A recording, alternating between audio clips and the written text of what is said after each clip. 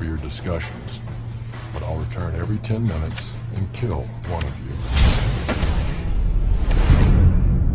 Why are you here?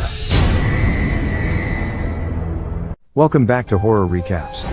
In a few seconds, you're going to listen to a frightening tale narrated by me. Fear awaits you. Watch out and take care. In Los Angeles, a mysterious man prepares for a series of abductions. He sets up a prison and arms himself with non-lethal weapons, then sets out wearing a mask.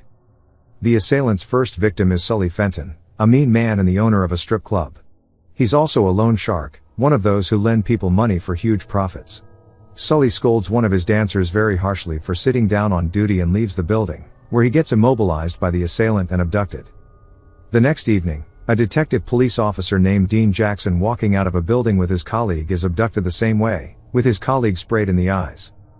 Next, a man whose name is Coogan, having heard the news, becomes suspicious. He realizes the assailant is after him and tries to attack him with a knife but is outsmarted. Christian Collins, a Hollywood actor, is also nabbed during a night out with his friends. A priest called Father Francis, a gangster, Leon, a Chinese store owner, Nung Chan, a health insurance agency worker, Eddie Vigoda, and an assistant district attorney known as Kelly Murphy, are also abducted. They are all locked up in a cell and handcuffed to individual poles, with their heads covered by sacks and their mouths sealed. The masked assailant enters the cell soon to set the prisoners loose and speaks. Then he explains that there is a reason he has brought them together, which he wants them to uncover in order to survive. After every 10 minutes, if they are unable to find out why they are there, he says one person will be eliminated. He promises to let go of the survivors once they crack open the riddle, and turn himself into the police. Then he starts the clock and leaves the cell. The prisoners are stunned at first, not knowing what to do. Leon thinks the assailant is just a cop pulling some stunt. Coogan backs him up with some history to prove it. But Jackson is sure it can't be. Eddie, too, has a point.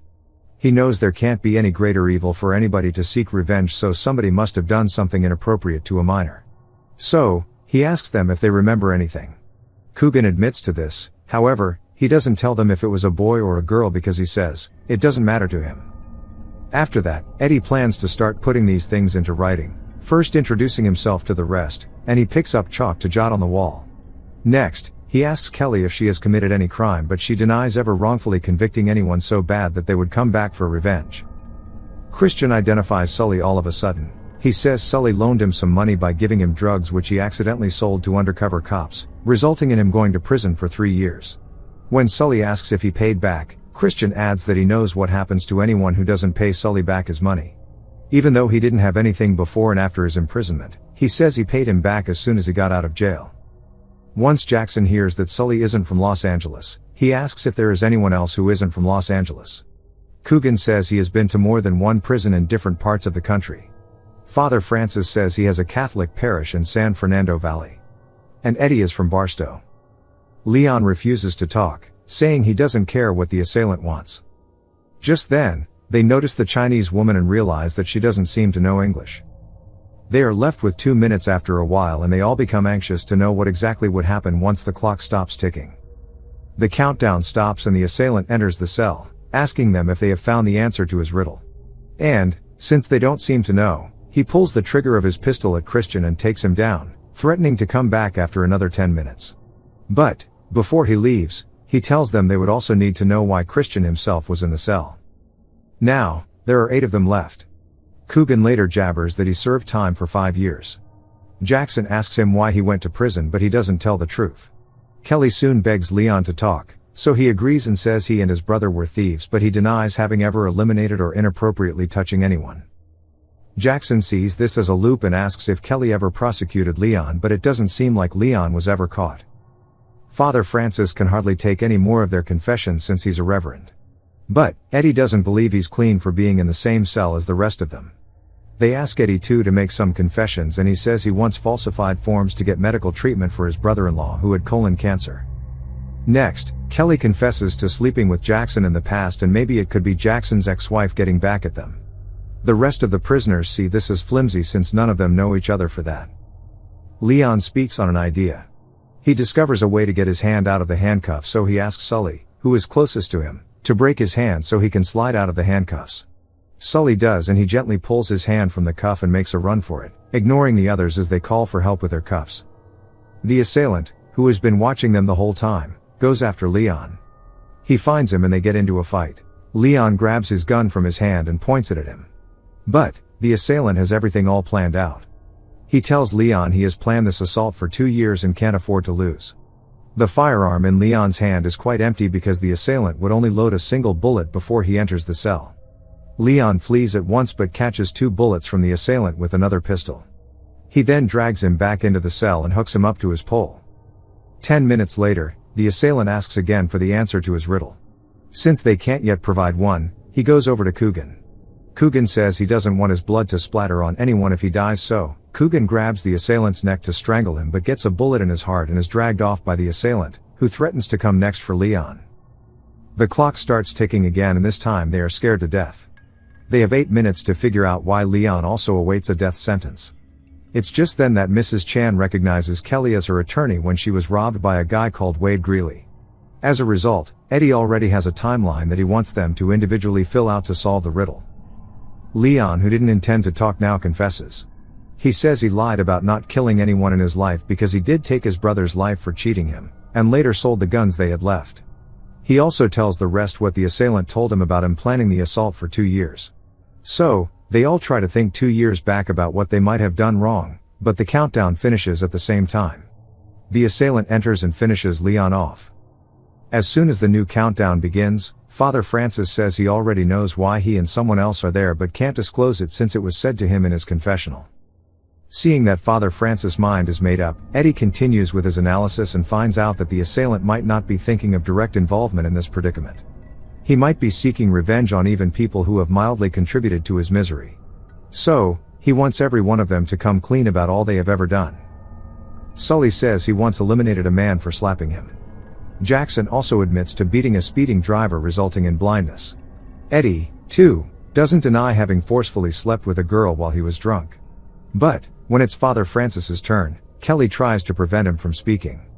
He reluctantly confesses that he knows that Wade Greeley didn't rob Mrs. Chan's store. Kelly tries to dismiss this by saying that she had the evidence against him at that time.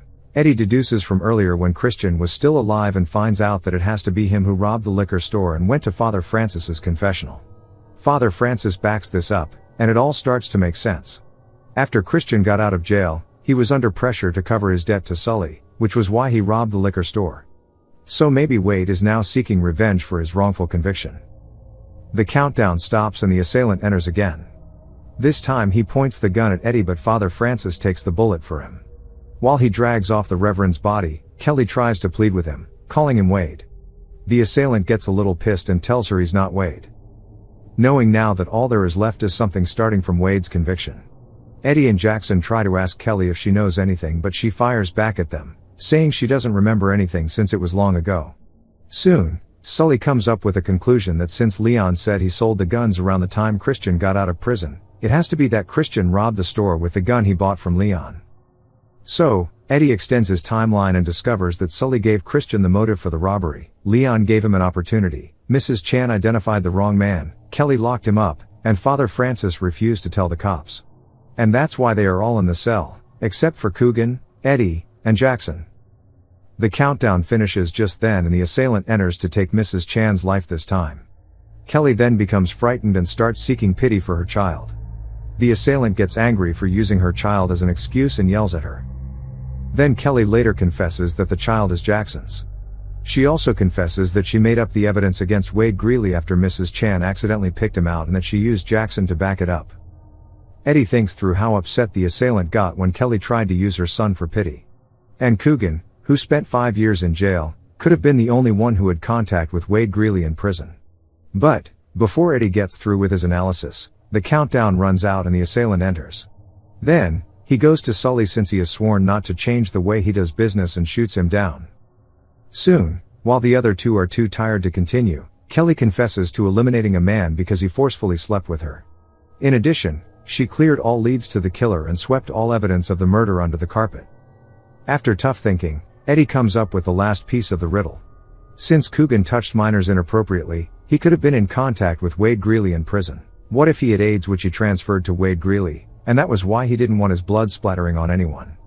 Eddie knows this could be true because his company had access to a drug therapy that could prolong the lives of AIDS patients around the time Wade Greeley left prison. So, Eddie happens to be in the cell for turning down Wade Greeley due to his criminal record. He knows it has to be his father who is seeking revenge. And, the 2 years he used in planning the assault was exactly how long his son lived. When the countdown ends and the assailant enters, they give him this answer and he pulls his mask off. Then, he deliberately gives Kelly the key and asks her to unlock herself and the 2 others, telling them he has informed the police of their location. Instead, Kelly unlocks herself and attacks the assailant.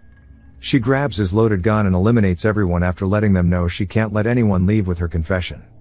Then she flees the building as the police arrive. Spooked out?